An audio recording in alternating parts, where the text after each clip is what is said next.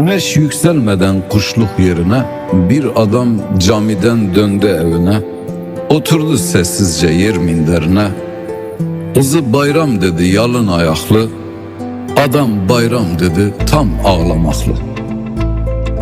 El öpüldükçe içi burkuldu. Konuşmak istedi dili tutuldu. Güç bela ağzından bir of kurtuldu. Oğlu bayram dedi sırtı yamalı.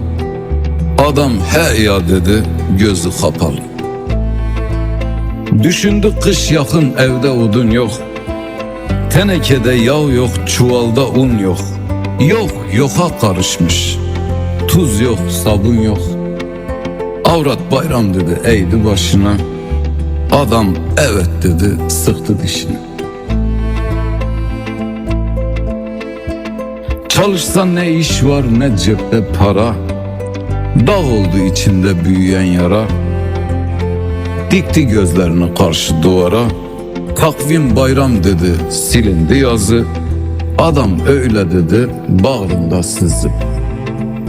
Döndürse yönünü herhangi dosta.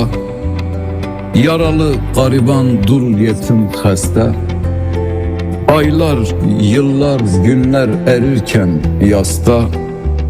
Yer gök bayram dedi ağzını açtı. Adam bayram dedi evinden kaçtı.